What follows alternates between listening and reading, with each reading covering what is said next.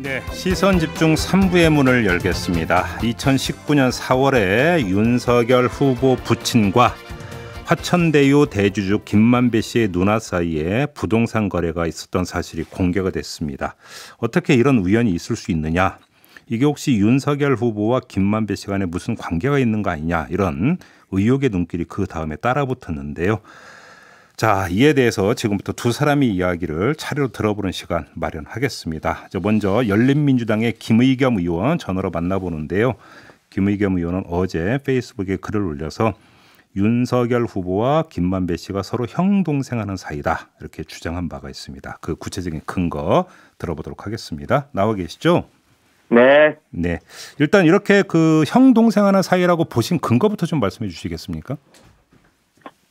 네, 제가 어제 열린공감TV 또 조선일보, 중앙일보 등 언론을 통해서 예. 네, 윤석열과 김만배의 관계에 대해서 궁금증이 일었어요. 그래서 제가 당시 알고 지내던 검사, 기자 예. 한 17명한테 전화를 걸었더니 예. 네, 이제 그중에 2명한테서 제가 확인을 했는데 예. 2016년 말에 박영수 특검이 기자들을 불러 모았고, 그 자리에서, 수사팀장을 누구를 시키면 좋겠느냐. 네. 라고 박영수 특검이 물어봐서 다들 이제 쭈뼛쭈뼛 하고 있는데, 네. 김만배 기자만이, 머니투데이의 김만배 기자가, 성렬이 형 어때요? 좋잖아요? 이렇게 얘기를 했다는 거예요. 예. 일단, 그래서 물론, 세월이 한 5년 지나긴 했습니다만은, 네. 성렬이 형, 기자가 검사한테 성렬이 형이라고 하는 말을 쓰는 것 자체가 아주 이례적이고 네. 또 아주 즉각적으로 윤석열을 추천해서 기자들의 뇌리에 남았다. 라는 이야기를 제가 듣고 제가 페이스북에 내용을 썼습니다. 그럼 페이스북에 올렸던 그 내용은 그 자리에 의원님이 계셔서 직접 목격했던 게 아니라 취재를 통해서 이제 네, 그렇습니다. 확보한 내용이다 이런 말씀이시네요. 네. 그럼 이거 말고 두 사람의 관계를 엿볼 수 있는 다른 정황이나 이런 것들은 확보를 하신 건 없고요. 이게 다른 정황들도 많이 있습니다. 많이 있는데 이게 가장 직접적인 근거라고 생각을 해서 제가 페이스북에 그렇게 썼습니다. 근데 사실 그 김만배 씨가 엊그저께 용산경찰서 출두할 때도 좋은 형님들이라는 표현을 쓴 바가 있었고요. 그다음에 이제 그 주변에 이런 사람이 있지 않습니까? 한 번 보고도 그냥 바로 그 자리에서 형님 동생 하는 사람이 좀 있기는 있지 않습니까, 사실? 네, 있긴 있죠. 예. 네. 그런데 지금 등장하고 있는 법조인들, 네. 특히 이제 검사들 제가 페이스북에도 썼습니다만은 다 말하자면 김만배 기자, 김만배 씨가 좋아하는 형님들 이렇게 표현을 하지 않았습니까? 예. 다들 좋아하는 형님들이고 그분들한테 금전적인 대가를 다 치르는 제공하는 그런 관계인데 예. 윤석열하고만 말하자면 몰랐다. 네. 상가집에서 눈인사하는 사이였다. 네. 그게 인연이나 우연이라고 생각하기에는 너무나 확률적으로 낮은 그런 관계이기 때문에 네. 일반적인 상식으로는 좀 납득하기 어렵다. 그렇게 생각을 합니다. 자, 그러면 의원님께서 보시기에 그럼 그 부동산 거래의 성격을 어떻게 지금 보시는 거예요? 그럼 의원님은? 2019년에 윤기중 교수님이 다치셔서 집을 팔아야 되는 상황 아니겠습니까? 예. 네. 그런데 그 집이 연희동에 교통편도 불편하고 잘 팔리지 않는 한 2, 3년에 또는 3, 4년에 한 번씩 거래가 이루어지는 아주 드문 동네인데 뭔가 그 집을 팔아야 될 필요성이 있고 살만한 능력이 있는 사람 부탁하지 않았을까 그렇게 생각을 합니다. 그러면 이제 급하게 팔 사정이 생겼기 때문에 김만배 씨가 편의를 봐준 거다 이렇게 보시는 겁니까? 네, 저는 그렇다고 생각합니다. 그래서 가능성이 높다고 생각합니다. 그래서 이제 누나를 그러면 김만배 씨가 동원한 거다 이렇게 지금 보시는 겁니까? 네, 그렇죠.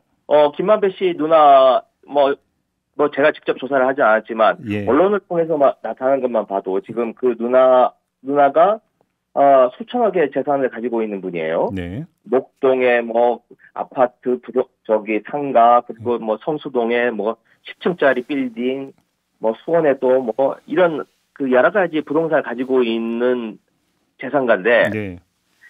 이분이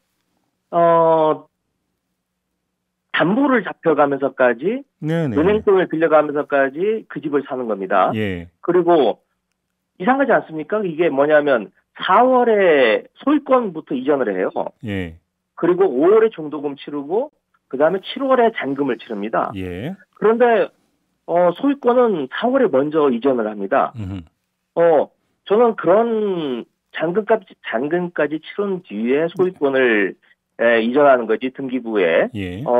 어떻게 그 먼저 이 순서가 바뀐 것 자체도 저는 6월에 저걸 하지 않습니까? 검찰총장이 예. 되고 7월에 검찰총장 인사청문회를 하지 않아요? 예. 네, 저는 그것도 염두에 둔 거 아닌가. 잠깐만요. 그렇게 의심이 듭니다. 그러면 소유권 이전 등기를 먼저 한 게 검찰총장 인사와 연관돼 있다고 보시는 겁니까? 저는 그렇게 생각을 합니다. 네. 그러면 이 주택이 그 윤석열 후보의 부친인 윤기준 명예교수의 명의로 되어 있었던 거 아닌가요? 이 주택은? 네, 윤기준 씨 명의로 되어 있었죠. 그러면 그게 그런데, 검찰총장 인사와 무슨 상관이 있는 겁니까?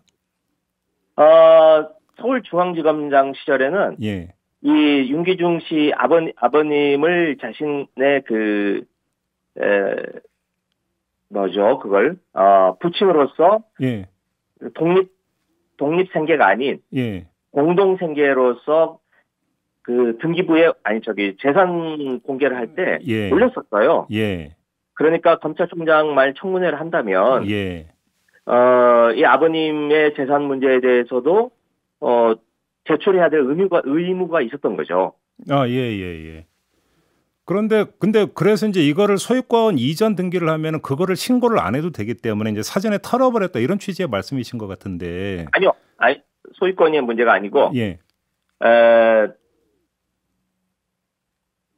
제출을 하더라도. 예. 네. 제출을 하더라도 7월 청문회 이전에 정리가 되는 거죠. 예. 네. 근데 예를 들어서 근데 그 주택 소유가 네. 무슨 여기에 뭔가 좀 그러니까 속칭 구린 부분이 있으면 뭐 그렇게 하는 걸 이해를 하겠지만 그럴 여지도 별로 없었던 주택 아닌가요? 45년 동안 거주했던 주택인데. 매매 과정에서 얼마에 팔았는지, 네. 또 누가 샀는지, 네. 뭐 이런 문제에 대해서 기자들이나 또는 의원들이 조사를 하려고 하면 네. 그 문제에 대해서 석연치 않은 부분이 있을 수 있는 거죠. 그렇게 보시는 거고요. 네. 이게 이제 처음에 제기했던 열린공감 TV 같은 경우는 다운 계약 의혹을 제기를 했는데, 근데 어제 부동산 중개소 뭐 이제 증언이나 이런 것들을 보면은 그건 아니다 또 이런 주장이 나오는데 어떻게 보세요, 의원님은? 네, 뭐 다운 계약에 대해서는 19억에 지금 매매한 걸로 되어 있는데, 네. 그 바로 옆집에 예. 거의 뭐 비슷한 크기에 10평 차이밖에 안 되는 집이, 네. 어제 뭐 언론에 보면 26억에 팔렸다는 거 아닙니까? 네. 2019년도에 예. 오히려 더 집값이 상승한 뒤에 26억에 팔렸다는 건데, 지금 그 윤기중 교수님의 그 집이 과연 19억에 시세와 그렇게 차이가 나게 팔 수 있었을까? 아무리 급하다고 하더라도. 네. 뭐 저는 일반 국민들의 상식으로는 잘 납득이 안 된다고 생각합니다. 그래요.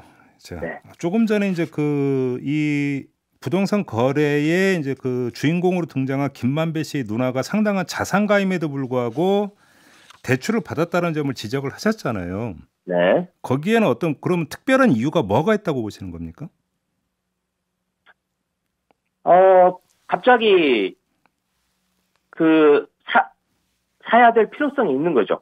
갑자기 사야 될 경우에 아무리 큰 자산가더라도 현금화하는데 이제 바로 현금할 수는 부동산은 없으니까 많이 있더라도 예. 바로 현금화 시킬 수는 없기 때문에 예. 뭐 수백억 수천억의 자산가더라도 그 19억의 돈을 동원을 하려면 예. 은행 대출이 필요했던 거 아닌가. 그럼 애당초 이 주택을 살 계획이 없는데 무슨가의 특별한 이유 때문에 갑자기 움직였고 그러다 보니까 네. 현금이 없어서 대출을 받았다 이런 말씀이시네요. 정리를 하면. 네네 그런 거죠. 근데 어제 이제 보도로 전해진 당시 부동산 중개사의 어떤 그 주장에 따르면 이 누나가 몇 달 전부터 계속 집 보러 다녔다는 이런 주장도 나온 바가 있는데 그럼 이건 허위라고 봐야 되는 겁니까? 일단 그 연희동의 부동산 윤기중 교수님의 근처에 부동산이 3군데가 있는데, 예. 네, 나머지 두 곳에서는 자신들에게는 매매 의뢰가 들어오지 않았다 그래요. 예. 네, 그러니까 딱 한 군데만 지금 들어왔다는 건데 일단 네. 그게 애초 윤석열 캠프 쪽에 설명 10곳에 지금 매매를 의뢰해 놨다라는 거하고 맞지 않는 거고요. 네. 저는 이런 엄청난 자산가가 그 누님이요. 김명옥 씨라고 하는 누님이 엄청난 자산가인데 왜 연희동 같은 곳에 집을 살려고 했을까? 만약 살려고 했다면 그건 정말 실소유에 실제 거주하려고 하는 목적이었을 텐데 지금 그곳에 실제로 살고 있는지 그것부터 좀 확인을 해야 된다고 생각합니다. 근데 지금 TV조선 보도에 따르면 그 사자마자 바로 월세 줬다라고 김명옥 씨가 TV조선과 인터뷰에서 밝혔다고 지금 보도 나온 게 있거든요. 실거주를 하는 게 아니라 월세를 줬다라는 이런 보도가 있습니다. 그것부터가 좀 이상하지 않습니까? 예. 네, 저는 이분이 그 건물을 사거나 집을 살 때 다들 환금성 또는 집값이 오를 만한 곳 이런 곳에 부동산을 보는 안목이 있는 사람인데 네. 연희동에 갑자기 근데 자산이 있는 사람에도 불구하고 은행 대출까지 받아가면서 급하게 그것도 거꾸로 소유권 이전부터 하고 그다음에 5월 7월에 중도금과 잔금을 치르는 그 거꾸로 된 방식을 취해가면서까지 집을 산 것. 근데 연희동 부분은 좀 해석은 좀 다를 수도 있을 것 같습니다. 요즘 핫플레이스로 뜨는 곳이 연희동이라는 또 지적도 있기 때문에. 네, 그 동네는요. 네. 전두환 씨가 살고 있는 연희동하고 다른 연희동입니다. 네, 그 핫플레이스로 뜨고 있는 연희동하고는 길 건너편에 그 연세대학교 쪽으로 산 쪽으로 가까워서. 또 그런 것도 아니다 이런 말씀이죠. 네, 그런 것이 아닙니다. 알겠습니다. 거의 거래가 이루어지지 않는 곳입니다. 알겠습니다. 자, 말씀 여기까지 들을게요. 고맙습니다, 의원님. 네. 네, 열린민주당의 김의겸 의원이었습니다.